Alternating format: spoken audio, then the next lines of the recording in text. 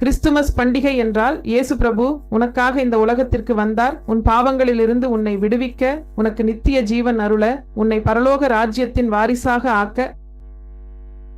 அவர் சிறிது காலத்தில் அவர் தன் மகிமையை விட்டுவிட்டு மனித உருவில் பிறந்தார். அவர் தன்னைத்தானே வெறுமையாக ஆக்கிக் கொண்டார். அவர் எவ்வளவு அதிகமாக நேசித்தார்! உன்னையும் என்னையும் உயிரைப் போல் நேசித்தார். உன் பாவங்களையெல்லாம் தன் இரத்தத்தால் கழுவி தூயவராக என்னை ஆக்கினார்.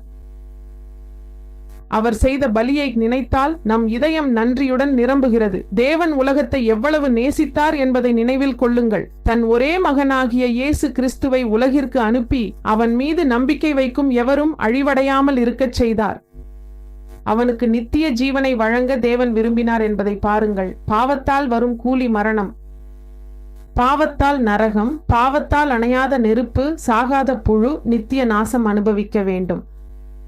நாம் அனுபவிக்க வேண்டிய தண்டனையை நம்முடைய இடத்துல இயேசு பிரபு தன் உயிரை கொடுத்து நம்மை மீட்டார். நம்முடைய மதிப்பு எவ்வளவு என்றால், நம்முடைய விலை எது என்றால், அது இயேசு கிறிஸ்துவின் இரத்தம். ஒரு கிறிஸ்தவரின் மதிப்பு என்னவென்றால் இயேசு கிறிஸ்துவின் இரத்தம் தான். அந்த அளவுக்கு உனக்கும் எனக்கும் மதிப்பு உள்ளது. அந்த அளவுக்கு அவர் நம்மை நேசித்தார். அதனால் இந்த ரட்சிப்பு ஆனந்தத்தை மகிழ்ச்சியுடன் பகிர்ந்து கொள்ள வேண்டும். அதனால் இன்று நம் ஆலயம் மகிழ்ச்சியடைய வேண்டியது, மேலும் பெருமை கொள்ளத் தகுந்தது. இந்த ரட்சிப்பு ஆசீர்வாதத்தை ஆண்டவர் நமக்கு அளித்ததற்காக மனமார்ந்த நன்றி செலுத்தி அவரை புகழ்ந்து பாட வேண்டும். நம் இதயம் நன்றியுடன் இருக்க வேண்டும். இந்த மகத்தான ரட்சிப்புக்கு, இயேசு உனக்காக அளித்த இந்த ரட்சிப்புக்கு நீ எப்போதும் நன்றி கூற வேண்டும். உனக்கும் எனக்கும் அவர் எல்லாவற்றையும் தியாகம் செய்தார்.